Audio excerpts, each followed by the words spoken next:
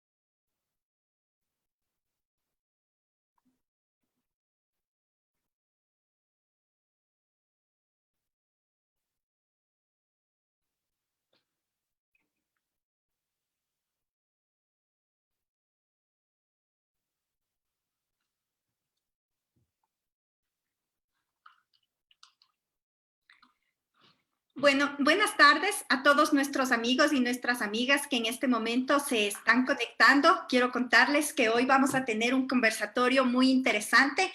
Contamos con la participación de Alejandra Santillana. Ella es feminista de izquierda, investigadora de temas de carácter social y, por supuesto, de mujeres. Contamos con la presencia de Marcela Arellano, es secretaria ejecutiva del Partido Socialista Ecuatoriano, y, por supuesto, de nuestra compañera Mary Zamora, quien es subdirectora nacional de Unidad Popular. Queremos saludar, están conectándose, vamos a esperar unos minutitos, están conectándose, nos demoramos un poquito Para iniciar, están conectándose a Gladys Tonato, saludamos a compañeros que están desde Babahoyo, a Jorge Herrera, que les envía saludos a todos, compañeras y compañeras, a Lorena Barresueta, Alexandra Vallejo, a Dina Barcia de la Federación de Barrios de Quito, a Gloria Vizcaíno, docente de la Universidad Técnica de Cotopaxi, Carlos Sánchez desde el sur de Quito, y bueno, desde las distintas páginas que transmitimos también este Facebook Live se siguen conectando amigos y amigas con la finalidad de escuchar este tema y las exposiciones de ustedes, este conversatorio muy interesante que tiene que ver y le hemos puesto de título Mujeres y Resistencia, por todas las acciones y todos los elementos que el movimiento de mujeres ha venido desarrollando, así como también a José Franklin Matías, entre otros compañeros y compañeras que se están conectando. Nos informan que ya podemos iniciar, hay un número ya importante de personas que se han conectado. En el transcurso del conversatorio se irán conectando más. Les pedimos por favor compartir en sus Facebook, darle un link, adicionalmente poder hacer comentarios y preguntas que tengan a nuestras compañeras. Como les decía, ya contamos con la presencia de Alejandra Santillana, de Marcela Arellano y de Mary Zamora. Las tres son activistas sociales, activistas políticas y han jugado un papel muy importante en la lucha, en la defensa de los derechos en nuestro país. Bueno, le hemos puesto a este Facebook Live el título de Mujeres y Resistencia, con la finalidad de recuperar la lucha que las mujeres hemos desarrollado en general en la historia de la humanidad, pero podríamos hablar en este último proceso cuáles son las acciones, las luchas fundamentales que las mujeres en este proceso hemos vivido, que en este proceso hemos desarrollado. El papel de la historia, por supuesto, de las mujeres ha sido fundamental en la lucha por la equidad de clase, por la equidad de género, por la equidad étnica, para enfrentar esa triple carga de inequidades que nosotras vivimos, las mujeres, por supuesto, de los sectores populares.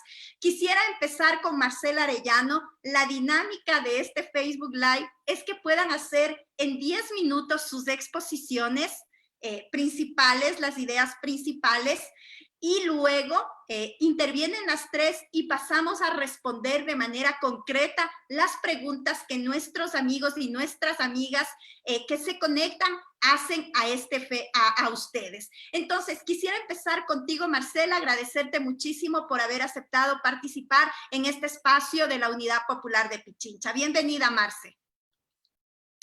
Gracias, Natasha. Sabes que me desconecté. Está un poco mal el acceso a Internet por esta zona. No es un problema individual, es un problema colectivo, pero entiendo que estos primeros 10 minutos es para graficar un poco la situación en la que estamos viviendo. Creo que es importante que las organizaciones políticas, que las organizaciones pongamos nuestro análisis, pero también, sobre todo, nuestra posibilidad de buscar alternativas. Creo que es indispensable eso en este momento. Me parece que en esa graficación de la situación que estamos viviendo es importante identificar no solamente la situación que vive la población, sino quién está detrás de esa situación. Me parece que ahorita tenemos a dos grandes grupos que son los que están manejando y gestionando la realidad política en el Ecuador. Por un lado, tenemos al gobierno de Lenín Moreno. Este gobierno de Lenín Moreno tiene una particularidad. Esa particularidad se expresa en la alianza de la oligarquía. Este es un gobierno que representa a los intereses oligárquicos. Detrás de esa alianza está Lazo, está Egas, están los empresarios, los dueños de las empresas, pero también hay un rezago de las mafias correístas que ya venían actuando y gestionando los temas en el Estado. Entonces, ese es un grupo que ahorita está al frente del Estado, que es indudable, que desde el inicio de la crisis sanitaria ha venido implementando medidas, sobre todo medidas económicas que profundizan la exclusión, el empobrecimiento de la gente, ¿no? a través de decretos, de estas 2 leyes económicas, estos 7 puntos de aplicación de medidas económicas y también a través de la corrupción. O sea, hay una permisividad de la corrupción que venía desde época del correísmo. Pero también hay otro frente político que no es visible, que no está en la gestión del Estado, pero que sin embargo presiona, ¿sí? Y que es también son actores políticos importantes. Este otro grupo que no está visible está en la alianza Nebot-Correa.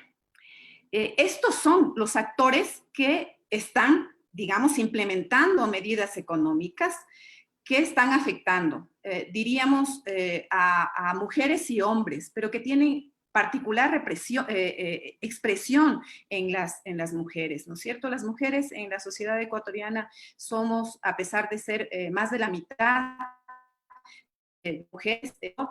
Más de la mitad de la población ecuatoriana, pero somos el sector, digamos que está en un nivel de secundarización, por lo tanto, en una situación de mayor vulnerabilidad. Entonces, todas las medidas económicas que repercuten en el pueblo ecuatoriano tienen una doble repercusión en el sector de mujeres, en esta mitad de la población ecuatoriana. Además, hay otra situación que estamos enfrentando, es la violencia intrafamiliar. En el encierro, ¿sí? Se provocan situaciones de violencia que tienen repercusiones también en las condiciones de vida de las mujeres, ¿no? Si ustedes se fijan atentamente en las estadísticas, las mujeres están denunciando, ¿no es cierto? Hay una línea de denuncia, solicitamos, el movimiento de mujeres solicitó una línea de denuncia particular para atender la violencia de género. Entonces, mujeres, niños y niñas están siendo en este momento también víctimas de esta crisis sanitaria. Me parece que la alternativa, uno, es unidad. La resistencia es indispensable, pero la resistencia sin unidad, sin estructura organizativa, se hace más difícil. Entonces es necesario que para lograr saltar de la resistencia a la construcción de alternativa y a la construcción de un gobierno de salvación nacional, porque esa debe ser en este momento la propuesta del movimiento social, de las organizaciones políticas de izquierda, lograr armar un gobierno de salvación nacional que posibilite que atender la situación de empobrecimiento, de exclusión y de violencia que está viviendo el pueblo ecuatoriano, ¿no es cierto? Que enfrente los altos niveles de corrupción, que enfrente a las mafias que en este momento están actuando y están medrando del Estado. Entonces, me parece que esa es la vía, ¿no? Es la organización, es la unidad. El movimiento social expresado en el Frente Unitario de Trabajadores, en la CONAIE, en el Frente Popular, llamaron ya a levantar acciones de movilización. Creo que es necesario indicar que estas acciones de movilización son acciones que fueron impulsadas por la situación grave que estamos viviendo, ¿sí? Con hasta mediados del mes de mayo se planteaba que había alrededor de 120,000 despedidos. Esas son las cifras. Creo que pueden ser mayores porque esos 120,000 despedidos solamente son la gente que está siendo despedida a través del Ministerio de Trabajo, que está siendo notificada. Creo que puede haber más despidos, ¿no? Entonces, estos despedidos, la gente que está viendo disminuidas sus salarios, la inestabilidad, la flexibilización laboral, la disminución del presupuesto para educación, obligan a la gente a salir a las calles, a movilizarse. El FUD y el Frente Popular convocó a un plantón para el lunes pasado, pero no fue un plantón, llegaron miles y miles de gentes. Y obviamente terminó siendo una movilización no solamente en Quito, sino una movilización a nivel nacional. Eso da cuenta de la indignación que hay de la gente en este momento, ¿no? Yo quisiera dejarles ahí, me parece que este tema de plantearnos un gobierno de salvación nacional no solamente es una expectativa, digamos, de las mujeres, sino es una expectativa general, ¿no? Vemos que no hay posibilidades de diálogo con el gobierno, vemos que el gobierno no tiene capacidad, que es un gobierno eficiente para la aplicación y para la protección de los grupos económicos, pero absolutamente ineficiente para la protección y la vida de los ecuatorianos y los intereses de los ecuatorianos y los derechos de hombres y de mujeres en el Ecuador. Gracias, compañeras, por estos creo que menos de 10 minutos. Fíjate, me demoré menos de 10 minutos. Sí, te demoraste 2 minutos menos, pero bueno, es importante el poder conversar sobre estos temas. Alejandra Santillana, ella es feminista de izquierda, ha escrito varios artículos, ha realizado varias investigaciones.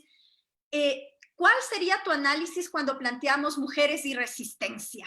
¿Cuáles son los aspectos fundamentales que tú plantearíamos? Sabemos que hablar respecto de este tema en 10 minutos es muy corto, sin embargo es importante empezar a hablar porque ahí estamos las mujeres, estamos luchando, estamos haciendo acciones. Y bueno, ¿cuál sería tu lectura a este tema mujeres y resistencia, Alejandra? Buenas tardes con todas, con todos, con todes. Buenas tardes con ustedes. Qué lindo estar en este panel. Estoy súper agradecida. Gracias, Natasha, por la invitación. Bueno, yo quisiera plantear algunos elementos. Creo que lo primero que hay que mirar es que el Ecuador es uno de esos pocos países en América Latina que ha sostenido por casi 40 años, ¿no es cierto? Prácticamente todos los años, si no son todos los años, movilizaciones en las calles. Es decir, somos uno de esos extraños países que durante casi 40 años del regreso a la democracia hemos salido a las calles para protestar contra las decisiones autoritarias de los distintos gobiernos y del poder. Esa larga memoria, digamos, de movilización que tiene como en los años 80 como protagonistas al movimiento obrero, al movimiento barrial, al movimiento estudiantil, se transforma en los años 90 también en unos levantamientos. Este junio se cumplen 30 años del levantamiento indígena de la CONAIE, ¿no? Y esta larga memoria que en los años 90 permitió, ¿no es cierto?, que estuvieran las organizaciones estudiantiles, secundarias, universitarias, los frentes populares, pero también los diferentes colectivos que se fueron armando en contra de las medidas neoliberales, tiene un momento, digamos, complejo con la llegada de la Revolución Ciudadana y con las expectativas que genera el proceso de la constituyente, ¿no? Las que estamos aquí, digamos, los 12 años de Revolución Ciudadana, para recordarle a la audiencia, fueron 12 años de modernización capitalista autoritaria, ¿no? Una caracterización que salió del propio campo popular, que no salió de la academia, que no salió de los intelectuales, sino fue un análisis al que llegamos como organizaciones. Y en esos 12 años de modernización capitalista, que luego tuvo una clara deriva autoritaria, la política de criminalización de la protesta, ¿no? Aquí está Mary con nosotras, y es probablemente una de las que más ha sufrido o sufrió pues esta política represiva del gobierno de Correa, que fue focalizando, digamos, la represión a dirigentes sociales, a compañeras maestras, a dirigentes indígenas y campesinos y campesinas, ¿no? Y que no fue, como algunos de los correístas hoy en día tratan de explicar, como una política aislada o marginal del proceso correísta. Fue una política sistemática de debilitamiento del campo popular ecuatoriano con posibilidades de autonomía. En esos 12 años, sin embargo, nos movilizamos y se intentaron, ¿no es cierto?, varias marchas importantísimas, la marcha del año 2012, pero también las marchas por el agua hacia el año 2015, ¿no? La importancia del Frente Unitario de Trabajadores en el retomar las calles en el 2014, en la discusión de la reforma laboral, y todos los años previos, digamos, ¿no? No hubo un solo año donde no estuviéramos en las calles, ya sea por, digamos, toda la crítica al modelo extractivista y a la discusión sobre el agua, ya sea los estudiantes cuestionando las reformas educativas que dejaron, pues, en esos años 600,000, ahora son muchísimos más estudiantes que se quedan fuera de las universidades, y que también a la par, ¿no?, la lucha de los maestros y maestras articulados en la Unión Nacional de Educadores frente a la reforma educativa, ¿no?, implementada por el gobierno de Correa. En esos 10 años, digamos, que nos encontramos en este momento de represión, ¿no? Y al mismo tiempo de apoyo de partes, de sectores de la población al correísmo, fuimos también nosotras las mujeres las que estuvimos allí en las calles, ¿no? Y fuimos nosotras también las que sostuvimos esos procesos, digamos, detrás de todos los criminalizados había mujeres sosteniendo los procesos de cuidado frente a la criminalización de la protesta.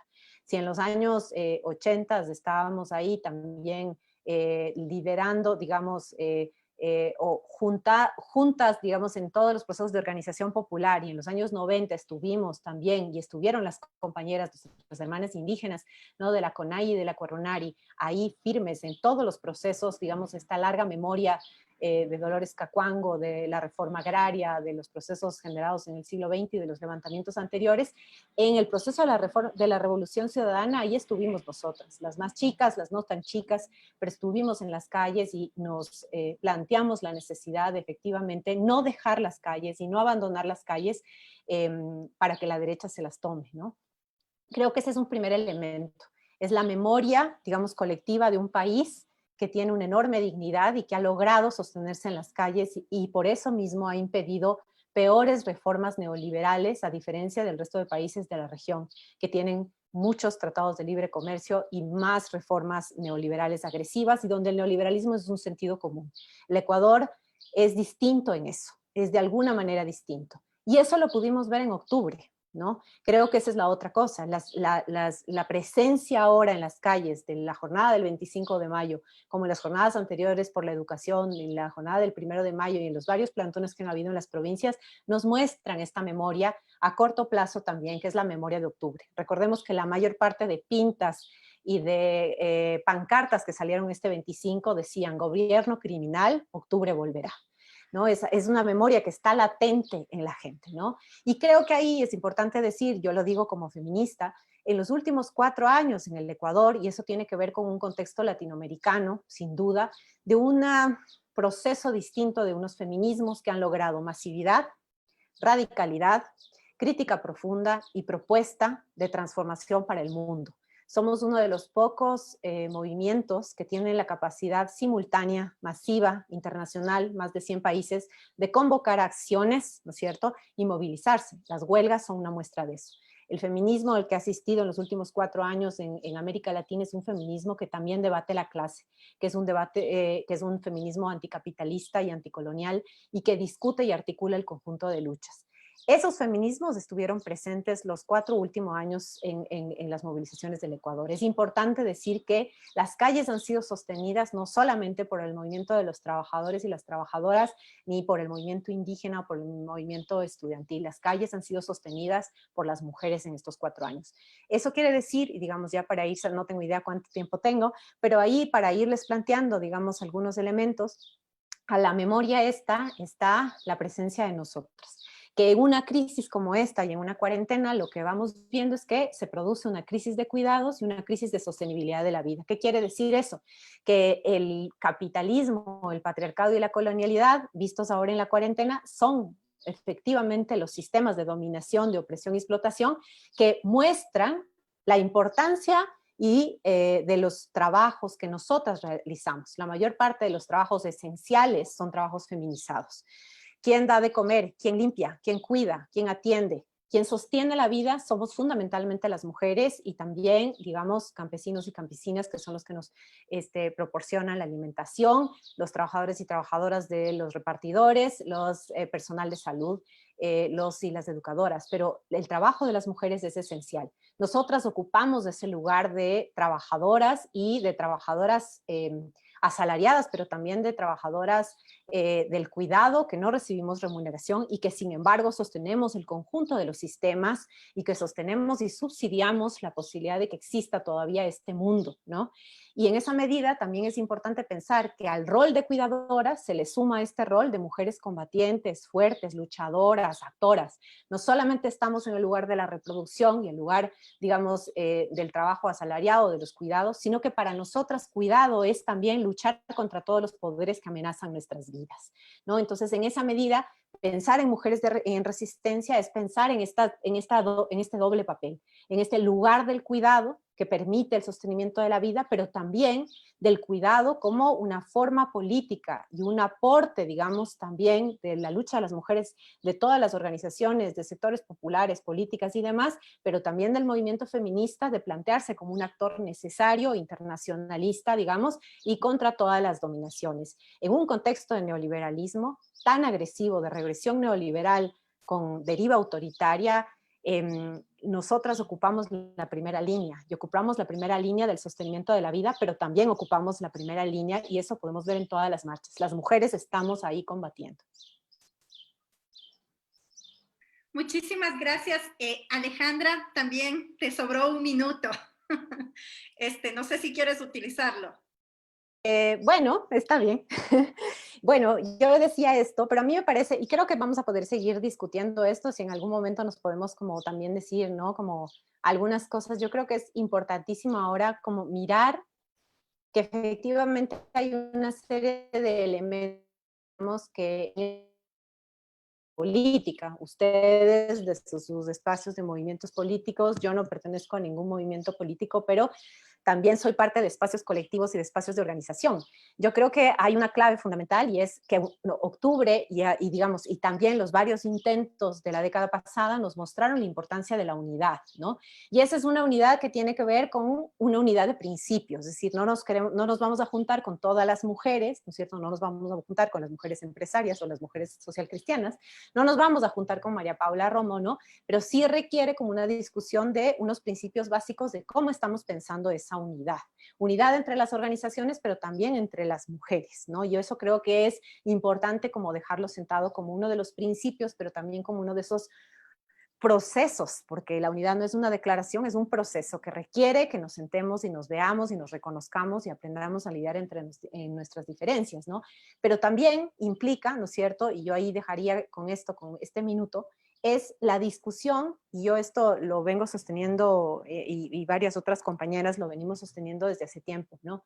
Si en este rato el capitalismo, la cuarentena y el COVID nos han mostrado que los trabajos esenciales colocan en el centro el cuidado y que la vida solo es posible de sostenerse por el cuidado, necesitamos avanzar a construir proyectos, agendas, procesos políticos que pongan el cuidado en el centro de nuestro quehacer político. No podemos, ¿no es cierto?, seguir caminando con una serie de proyectos que pueden ser muy interesantes, ¿no? Y ahí digo, yo siendo de izquierda, considero que un proyecto de izquierda, un proyecto y un proceso de izquierda, organizativo, político, requiere de poner el cuidado en el centro del debate. ¿Y eso qué significa? Significa no solamente combatir la invisibilización de nuestro trabajo de cuidado en nuestras organizaciones, ¿no es cierto? La mayor parte de organizaciones complicadas, machistas, jerárquicas, hay que decirlo, sino también la configuración, ¿no es cierto?, de políticas que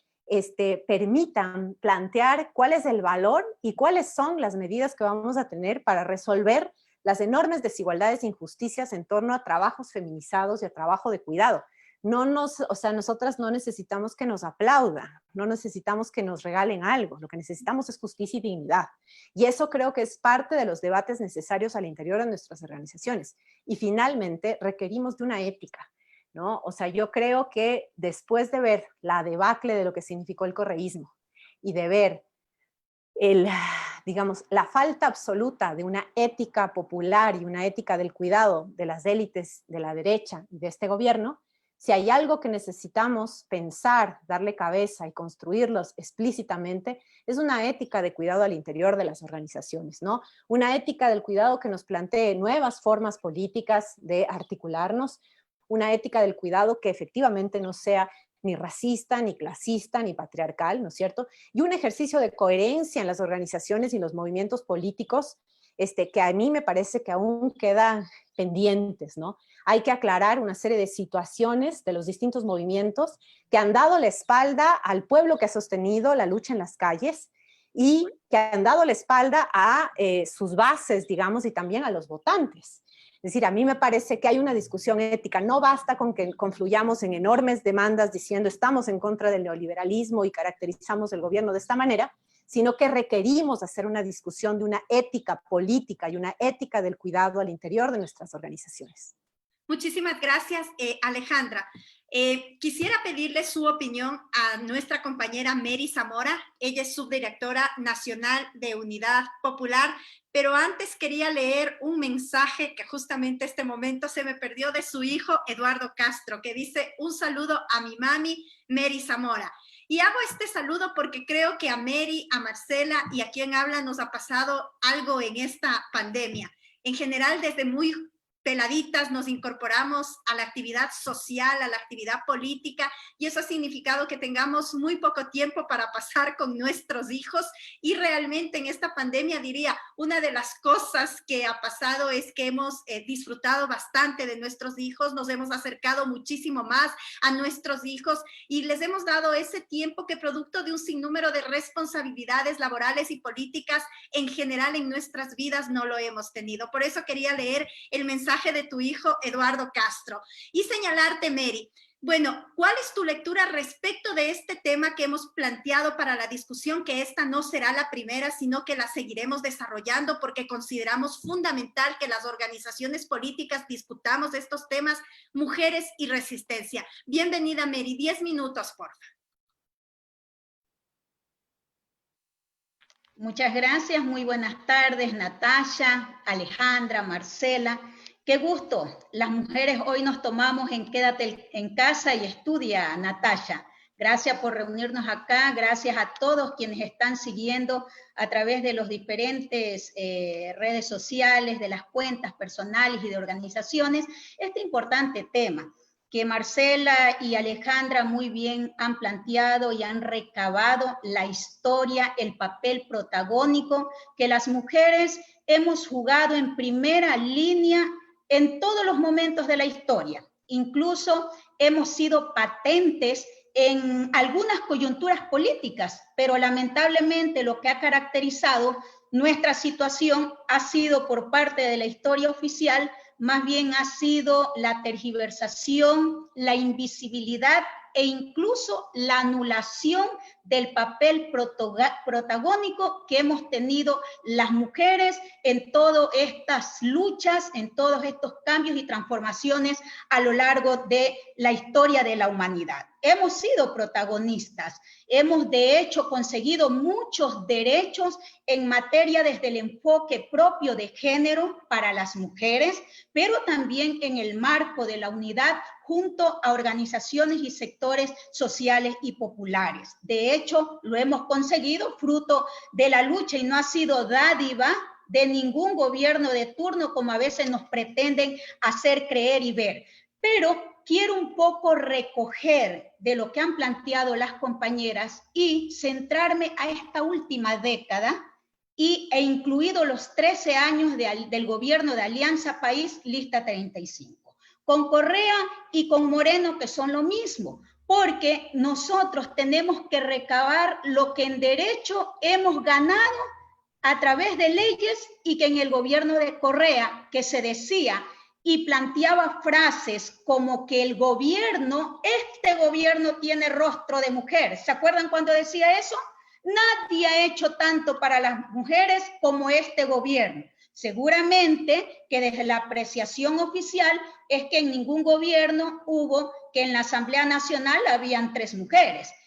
Es evidente, pero también es cierto que en esa Asamblea Nacional, con Marcela Guiñaga, con Gabriela Rivadeneira y con Roxana Alvarado, se aprobaron leyes, ojo con esto, como el Código Integral Penal, el cual penaliza incluso el aborto en casos de violación, sin reparar que en el Ecuador cifras como el 14% de muertes maternas corresponden a niñas de 10 y 14 años. ¿Víctimas de qué? De la violencia sexual.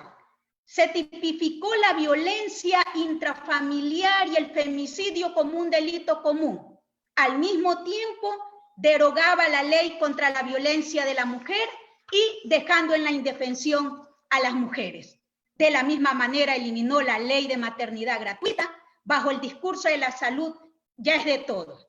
Y así podríamos enumerar Alejandra, Marcela, Natasha, un sinnúmero de instrumentos legales que los conseguimos fruto de la organización y de la lucha. Pero Correa, como decía Alejandra, se ensañó de manera perversa contra las mujeres, contra las organizaciones sociales y populares, contra las mujeres zaraguros que defendían la vida y el agua, contra las jóvenes universitarias que defendían la autonomía universitaria y nuestras estudiantes el derecho libre al libre ingreso a la universidad, las maestras que levantábamos la bandera de defender nuestra estabilidad laboral y que se respete nuestra dignidad, nuestras comerciantes, que son parte de esos 3 millones de comerciantes autónomos, pedían y exigían que tengan estabilidad, mejores condiciones de trabajo, seguridad social. Contra ellas se ensañó el correísmo, se ensañó Alianza País, pero como nada es eterno en el mundo, ustedes ven, hoy Correa está prófugo de la justicia. Las mujeres y las organizaciones sociales y el pueblo ecuatoriano estamos aquí, libres y estamos organizados, luchando en primera línea contra la herencia fraudulenta que nos dejó, que es Moreno. Sí, la herencia fraudulenta que nos dejó, que ahora continúa la misma línea trazada en materia económica por los 10 años de la Revolución Ciudadana. Y esto es efectivamente la aplicación de todo el paquete neoliberal que es la receta del Fondo Monetario Internacional y que ya Moreno supo y enfrentó a la organización, a la unidad, a la lucha y a la victoria que obtuvimos en octubre con el levantamiento indígena y popular. Le hemos demostrado que cuando nos unimos los de abajo, mujeres y hombres de nuestro pueblo, nos unimos contra cualquier poder político y económico como el que vimos en octubre, cámaras, los voceros y partidos de la derecha, el gobierno y los grandes medios de comunicación que envalentonados decían el presidente más valiente que ha tomado la decisión de eliminar el subsidio a los combustibles, subir el precio de las gasolinas y por ende subir el precio de los pasajes. ¿Y qué dijimos? Vas a tener que retroceder. Y le dimos una lección que evidentemente no la ha aprendido Moreno en estos tiempos. Y ahora, en esta época, cuando estamos viviendo evidentemente esta crisis económica, pero una crisis de carácter humanitaria que está planteada evidentemente por toda esta emergencia sanitaria del COVID-19 a escala mundial, ahora Moreno pretende aprovecharse del momento en que el pueblo ecuatoriano estamos confinados en casa supuestamente y pretende pasar todo el paquete neoliberal que fue derrotado en octubre.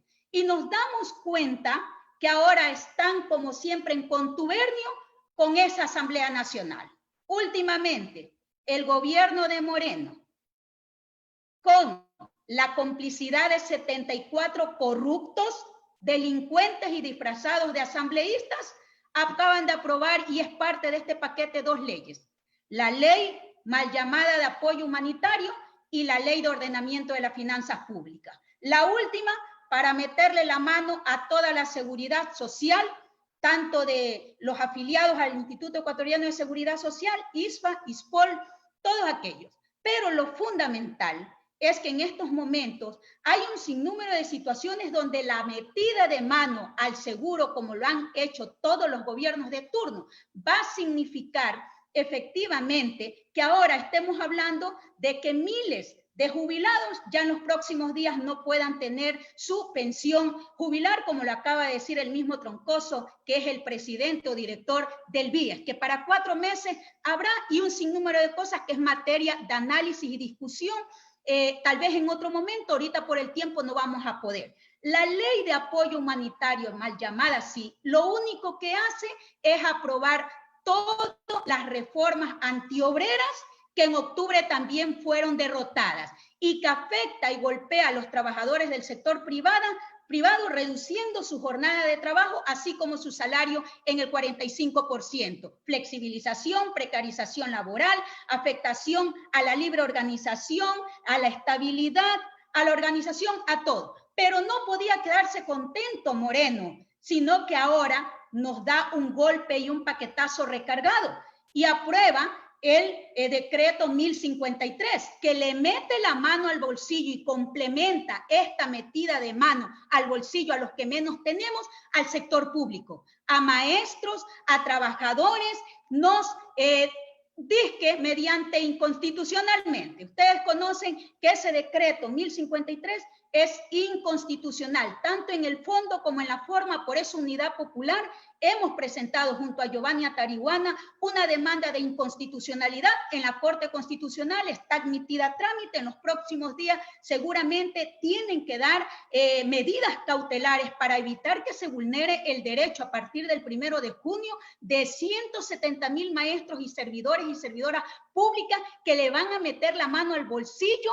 para que sigamos arrimando el hombro y que sigamos contribuyendo a resolver la crisis, mientras que las grandes empresas, los grandes banqueros en este país han tenido ganancias exorbitantes por encima de los 200 millones de dólares, mientras los maestros vamos a aportar con 12.300.000 al mes, el Banco del Pichincha aporta 0. Cervecería Nacional y Claro aporta 0. Entonces, ¿qué es lo que ahora nosotros, en el marco de todo esto que estamos viviendo, y ya el 25 de mayo lo hemos demostrado, y allí hemos estado las mujeres, hoy no nos queda más evidentemente que lo que decía mi compañera Alejandra. Ahorita necesitamos que de la resistencia pasemos a la organización, a la unidad y a la lucha en conjunto, porque necesitamos evidentemente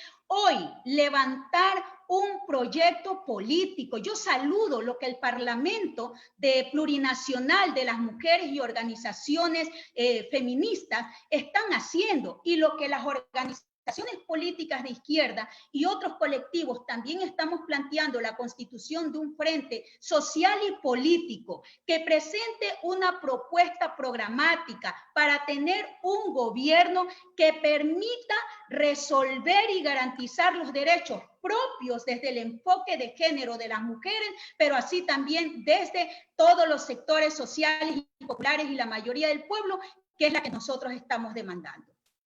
Muchísimas gracias. Quiero contarles que hay un sinnúmero de preguntas para las distintas compañeras que han participado en este panel. Realmente para mí un gusto el estar con Alejita, con Mary, con Marce y poder conversar de estos temas. Marcela, nos pregunta una amiga, ¿por qué la precarización laboral afecta más a las mujeres?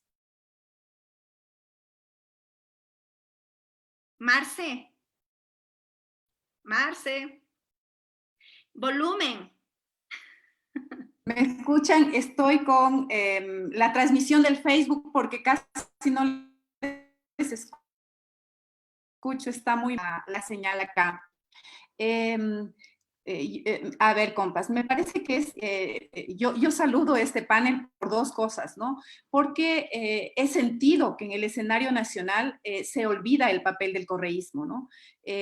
Nos olvidamos que esta situación que estamos viviendo ahorita es el resultado de la aplicación de un modelo económico y también de la aplicación de una reforma política que, como decía efectivamente Alexandra Santillana, nos condujo a la modernización del capital. Detrás de Correa también estuvieron los grupos oligárquicos, no lo olvidemos. Y ahora, y en este momento, y en esta coyuntura, el correísmo está actuando. Entonces, creo que es necesario que eso también pueda ser parte del proceso de discusión, de debate y también de construcción de alternativa. Situar al enemigo del pueblo. El enemigo del pueblo tiene esa gama, el enemigo de las mujeres tiene esa gama. Yo solamente quiero recordar que no hemos estado solamente en la resistencia, ¿no? Que esa resistencia que hemos tenido, sobre todo durante estos últimos 14 años, nos ha dado victorias.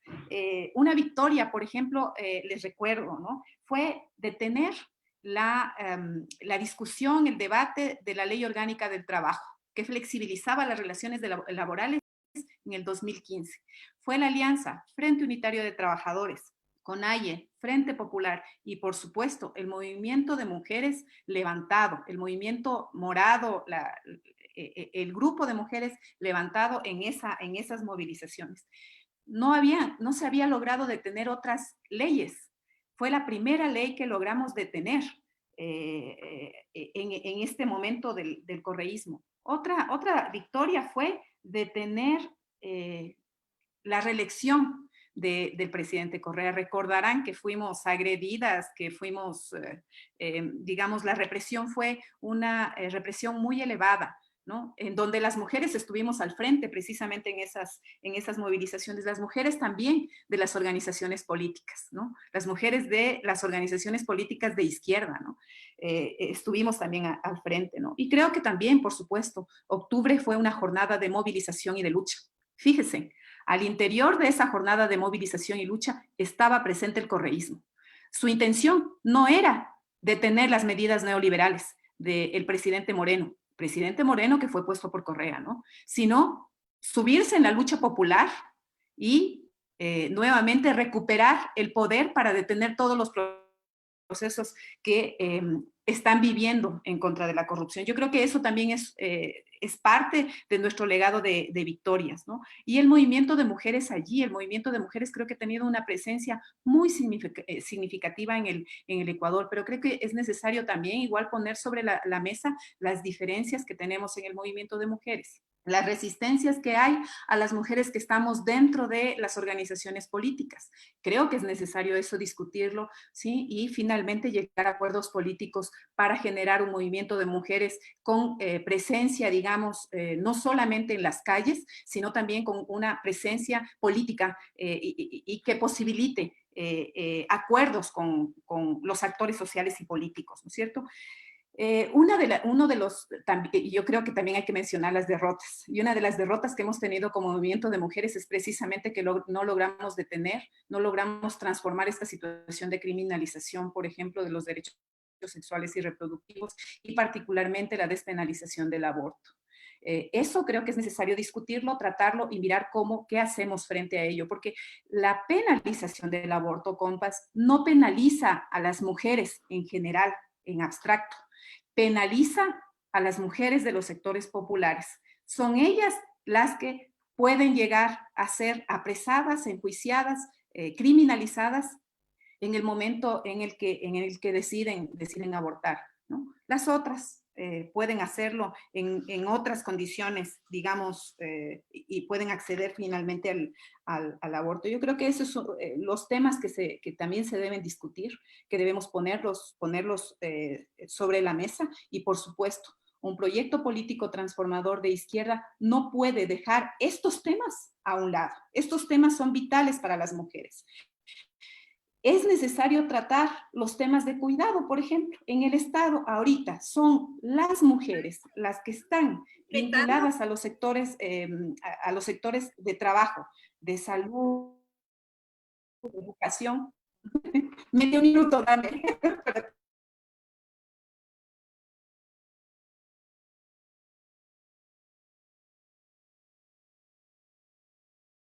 Volumen. Es ahí. Hay un problema con el internet de Marce. Bueno, esperemos, no sé, Marce, ¿nos escuchas? Qué pena, hay un problema con el internet de Marcela. Esperemos. Quiero continuar porque ya tenemos solo 10 minutos. Quisiera continuar con Alejandra.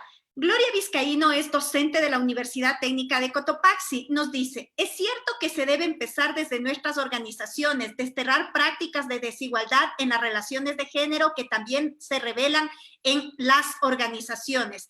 Ese trabajo está pendiente aún. ¿Cómo hacerlo? Nos dice Gloria Vizcaíno. Quiero continuar porque ya tenemos solo 10 minutos. Escucho en delay, pero creo que es por ya. Bueno, muchas gracias por la pregunta. Es un enorme reto, digamos, para pensar. Yo creo que Digamos, hay varios elementos que podemos discutir. La primera es, digamos, cada organización tiene su propio funcionamiento, si tiene su propia historia y si tiene su propia experiencia. Entonces, no es mi intención para nada darles una receta de qué es lo que se tienen que hacer en las organizaciones. Pero sí considero que hay dos elementos que son centrales, o al menos que yo he podido ver en las diferentes experiencias que han habido, digamos, del movimiento feminista y del movimiento de mujeres para trabajar esto, ¿no? Por un lado es la configuración de espacios entre nosotras. Espacios entre nosotras, ¿no es cierto?, que no necesariamente implican que solamente sean entre nosotras. Me refiero a que, por ejemplo, las compañeras indígenas tienen su propio espacio, su propia escuela entre mujeres y sus propios espacios y redes de mujeres indígenas en América Latina. Este es un espacio entre nosotras, ¿no? Las apuestas por la articulación, las redes y los colectivos también son eso, ¿no? Como una discusión entre nosotras que nos permita, ¿no? Poder llegar a algunos elementos comunes, porque todas hemos vivido situaciones comunes, digamos, ¿no? Estamos atravesadas por violencias, 7 de cada 10 mujeres en el Ecuador hemos pasado por algún tipo de violencia machista a lo largo de nuestra vida. Ese es un elemento que nos cruza, es un elemento en común, digamos, ¿no? Hay otros elementos que también tienen que ver con la precarización y con la sobreexplotación, ¿no? O sea, nosotras hacemos la mayor parte del trabajo en el mundo, en el país, y el 76% del trabajo no remunerado en todo el planeta es hecho por mujeres. Eso quiere decir que ahí hay otro elemento, digamos, que nos permite juntarnos, que es la discusión del trabajo reproductivo no remunerado. Y también, ¿no es cierto?, de las condiciones que tenemos en el trabajo asalariado, que son condiciones de menos paga, ¿no es cierto?, techos de cristal, discusiones en relación a los acosos y demás. Es decir, como un primer ejercicio es juntarnos entre nosotras y discutir qué es eso que hay en común, qué es eso que puede, ¿no es cierto?, ubicarnos a nosotras e ir construyendo un lenguaje político que identifique esas experiencias que nos vienen marcadas. Pero también hay que reconocer efectivamente la pluralidad. No todas somos iguales, no todas venimos de una misma clase social, no todas estamos atravesadas por la racialización de los cuerpos, no todas tenemos las mismas identidades sexuales, no todas venimos ¿no es cierto?, de un solo territorio, sino de varios territorios. Es decir, es importante aprender a construir, ¿no es cierto?, una política entre nosotras que tenga unos principios políticos claros, pero que también nos permita construir una forma de hacer política entre mujeres desde la pluralidad. Es decir, ¿qué hacemos con esa pluralidad y con esa diversidad? ¿Cómo la procesamos? Y yo creo que ahí uno de los elementos claves que ha entendido el feminismo en estos últimos años es que las luchas hay que articularlas y no jerarquizarlas. La lucha por la despenalización del aborto no es menos importante que la discusión, digamos, del trabajo, o que el debate sobre el salario, o la discusión de la violencia no puede ser nunca menos importante que el debate sobre la soberanía alimentaria. Es decir, es necesario articular las luchas y hacer un ejercicio desde nosotras de posicionamiento, de esa articulación de las luchas y de que solo es posible, en este momento el mundo lo muestra, ¿no? Y eso ya sabíamos nosotras, pero ahora hay evidencias concretas y globales, ¿no es cierto? El mundo muestra que si no construimos proyectos políticos y procesos organizativos, ¿no es cierto?, que combatan la dominación, la explotación y la opresión, pues el mundo no va a cambiar, ¿no? Entonces, ese es un elemento. Y el otro elemento tiene que ver con la discusión al interior de las organizaciones mixtas, es decir, ¿qué pasa ahí con los compañeros? Y a mí me parece ahí que es importante, por un lado, hacer un ejercicio y un acuerdo de visibilización de los trabajos de cuidado, del rol de las mujeres y de generar condiciones para que las mujeres puedan ser, ¿no es cierto?, partícipes de los espacios organizativos y de política. Dos, construir efectivamente, no solamente decir sí, nos importa la vida, sí creemos en el cuidado, se necesita una construcción colectiva, política, de lo que implica el cuidado, en términos de medidas, de políticas, de exigencia al Estado, pero también de reorganización del trabajo, de nuestros espacios, de las localidades, de los mercados, de los barrios, etcétera. Y finalmente, esta ética, digamos, del campo popular, a mí me parece que sí nos permite como estas discusiones sobre qué significa hacer política.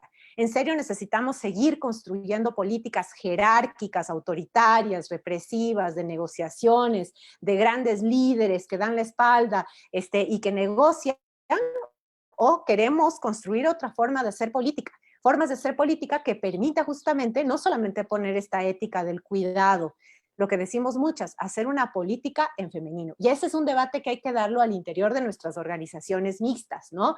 O sea, porque si no, lo que va a seguir pasando es que el poder, ese tanto que criticamos, se va a reproducir en nuestros espacios.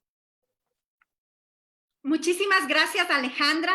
Mary, nos preguntan nuestros amigos, queremos saludar a Giovanni Tarihuana, que se ha conectado a este Facebook Live, que es el director nacional de Unidad Popular, y también a nuestra compañera Silvia Bravo Cajas, que es viceprefecta de la provincia de Cotopaxi, entre otros amigos y amigas que se han conectado de distintas organizaciones, lo cual realmente ha sido muy importante. Mary, ¿qué hacer? Nos preguntan frente a la aplicación de las políticas neoliberales del gobierno de Lenín Moreno. Volumen. Ya. Bueno, como venía planteando, ahora hay la necesidad, evidentemente, que desde las organizaciones de mujeres, desde todos estos colectivos, un llamado. Yo creo que con todo lo que hemos planteado el día de hoy, recupera algo muy importante. Es esto de atrevernos a plantear un proyecto político donde construyamos este frente social y político con las diferentes organizaciones, movimientos, por ejemplo, la CONAIE, el FUC, el Frente Popular, todos los que nos levantamos en octubre, las organizaciones feministas, pero también los partidos políticos de izquierda, Marcela, Pachacuti, Unidad Popular, el MPD, que construyamos juntos, bajo todos estos parámetros, construyamos un gobierno que sea capaz de echar al bajo y al traste todas estas políticas que han venido implementando, políticas neoliberales que son parte, así como ha significado todavía no alcanzar un triunfo en derechos propios nuestros reproductivos, como el derecho al aborto, por el tema de la violación, son expresiones de un sistema capitalista atrasado, un sistema capitalista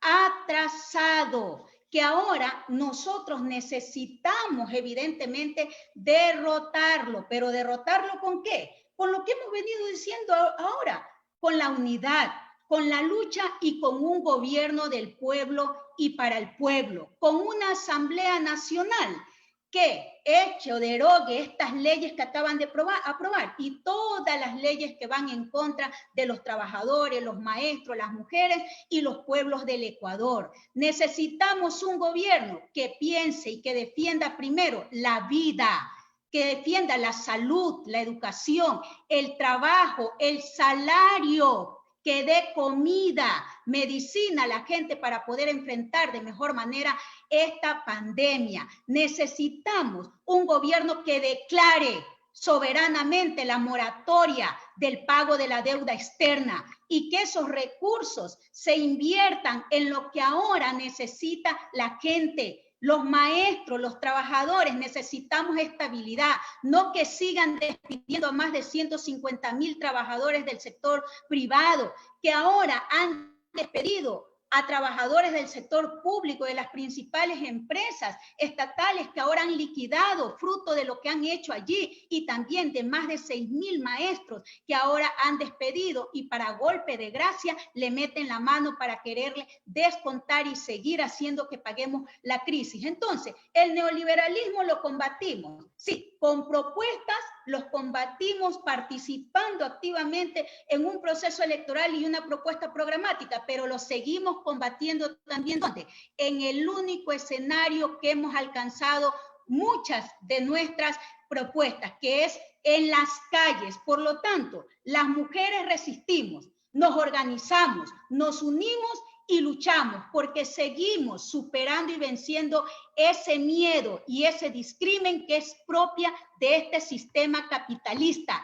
este sistema que la pandemia ahora lo ha puesto al centro y a la mirada de todos en el mundo, un sistema de hambre, un sistema de exclusión, de desigualdad, de corrupción y de muerte. Y nosotras, las que estamos aquí, y millones aquí en el país, estamos dispuestas dispuestas a seguir luchando para transformar esta sociedad y cambiarla por un mundo nuevo, por un mundo mejor, la sociedad de los trabajadores, de las trabajadoras y de los hombres y mujeres que queremos un mundo nuevo, estimadas compañeras. Solamente así podemos derrotar a este enemigo que se ensaña no solo contra las mujeres, sino contra los pueblos del mundo y del Ecuador, que es este enemigo grande que es el capitalismo, pero que lo vamos a derrotar con una sociedad socialista, la sociedad de los trabajadores. Muchísimas gracias, Mary. En un minuto, por favor, un mensaje final para nuestros amigos y nuestras amigas que se han conectado en esta tarde. Un minuto, por favor. Marcela. Nuevamente yo con problemas de internet. Sí, creo que el mensaje es organización. Es organización, es unidad y es lucha, compas. No nos queda otro camino. Ese es el camino, ¿no? Consolidar una fuerza social y política capaz no solamente de derrotar al neoliberalismo, sino ni derrotar solamente al patriarcado, sino transformar esas relaciones. Que eso es lo que estamos planteando desde hace varios procesos, varias décadas, ¿no? Recuperar el papel revolucionario creo que de las mujeres de los sectores populares. Yo creo que es momento de aquello, ¿no? Y construir un horizonte político de igualdad, de justicia social.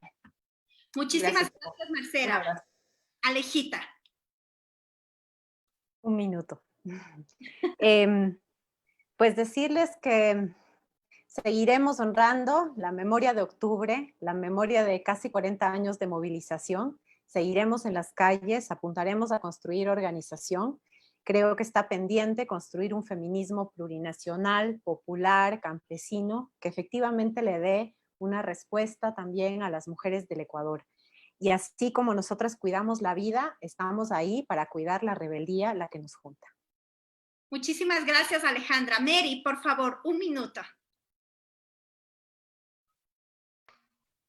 Bueno, el mensaje final es que en medio de esta pandemia y esta crisis humanitaria que estamos viviendo, hoy sigamos venciendo el miedo, salgamos a las calles a desafiar, sí, por un lado, el contagio de este COVID que nos enferma, pero sobre todo desafiando y capaces de vencer a una pandemia más grande que es el neoliberalismo y su instrumento que ahora tiene en el Ecuador, el gobierno y todas sus políticas neoliberales. Que octubre y el 25 de mayo, lo último que tenemos, siga siendo la expresión de unidad y lucha de los pueblos del Ecuador. Por lo tanto, vamos a estar atentos a la convocatoria que haga el colectivo, tanto el FUT, el Frente Popular, las organizaciones sociales, para continuar defendiendo por sobre todas las cosas el derecho a la vida, porque la vida vencerá. Muchísimas gracias. Yo quiero enviarles un abrazo enorme a Marcela, Alejandra y Mary por haber participado en este conversatorio, intercambiar algunas opiniones, puntos de vista que son fundamentales en la construcción de una propuesta para este país. Creo que todas nosotras hemos luchado junto a miles de mujeres en el Ecuador y en el mundo por un mundo, valga la redundancia, de verdadera felicidad para toda la humanidad, para hombres y para mujeres. Y que en esa lucha de un mundo por una verdadera felicidad venzamos esta triple carga de inequidad que vivimos las mujeres, la inequidad de clase, la inequidad de género y la inequidad de etnia. Y sin lugar a dudas, como aquí se ha planteado, si bien es cierto este capitalismo salvaje nos afecta a todas, pero afecta también de una manera crucial a las mujeres. La violencia, los despidos, el hambre, la represión, el extractivismo, un sinnúmero de elementos muy complejos que afecta a las mujeres. El camino se ha recorrido, hay un camino por recorrer, Y creo que la resistencia, la organización y la lucha de estos últimos años del movimiento de mujeres, de las organizaciones sociales, de las organizaciones políticas de izquierda, ha sido fundamental en defensa de la vida, en defensa de la libertad, en defensa de los derechos y, por supuesto, en enfrentamiento a este sistema capitalista rapaz, a esta propuesta neoliberal que no tiene otro objetivo que seguir impulsando la acumulación del gran capital a condición de empobrecer más a los pueblos del Ecuador y del mundo. Quiero enviarles un abrazo, volveremos a encontrarnos, volveremos a vernos. Creo que en distintos lados hemos estado luchando, hemos estado ahí junto a los distintos sectores, expresando nuestras opiniones, nuestros puntos de vista y decir que las mujeres también estamos luchando por una sociedad totalmente distinta. Un abrazo, Aleja, Mary y Marcela, por haber participado en este foro. Muchas gracias, abrazos. Chao.